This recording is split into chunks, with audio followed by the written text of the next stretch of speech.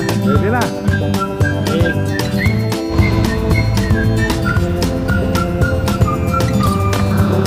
Sige lang, go, go.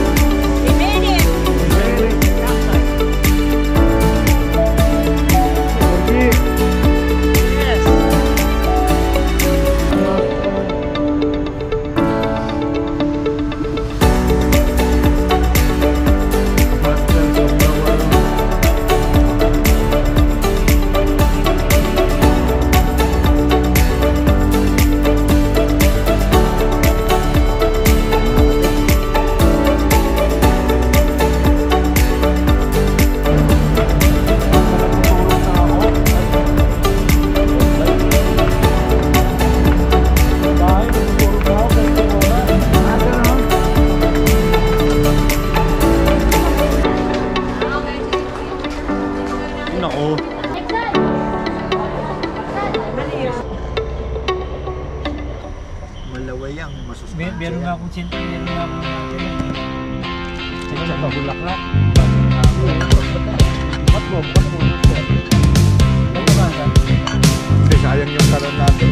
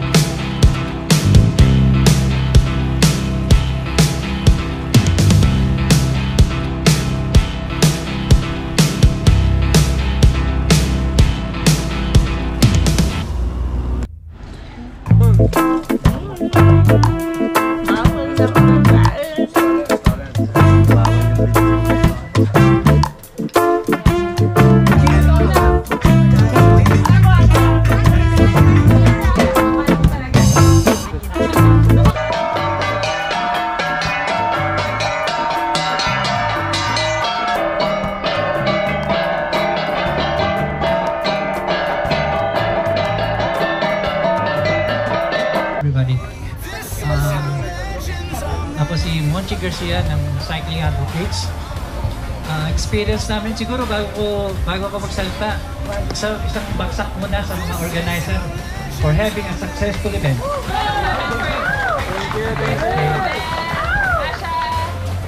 Siguro experience ko rito last year saka ngayon mas maganda at gumaganda pa.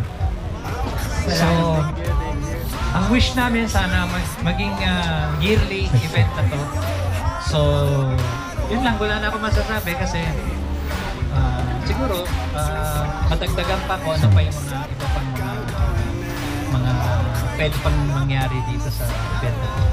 So, yun lang. Thank you. Tay, pwede po bang magbigay ka ng short history ng cycle Okay, para sa lahat? dapat yun yung ano ko eh. Ang Cycling Advocates was founded 1995 pa po kami. We have been organizing events.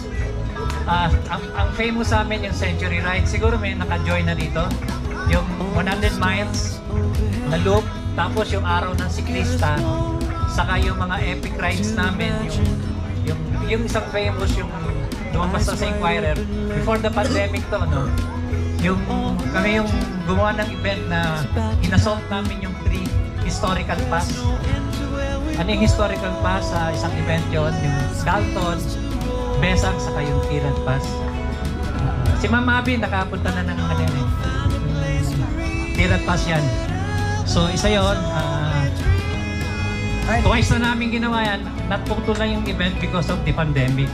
So probably next year, we will be organizing events there. So yun lang. Kasi mahaba, 1995 pa eh. Dami ko may story niya. Maraming events yan. Sir, question din po, paano po sumali sa SICAD? May Ganun din ang concept. May registration fee din kasi we provide them jersey, tote bag, saka sag vehicle. Lalo yung mga Century Ride kasi mahaba yun. Yung Century Ride namin, miles yun hindi kilometers, so that's 160. So ano po Yung first namin, yung UP to UP. UP to UP. 1995, ewan ko kung natatanda. So ano po yung group sa Facebook para sa akin? Sikat Pilipinas. Sikat Pilipinas. Right, maraming salamat po.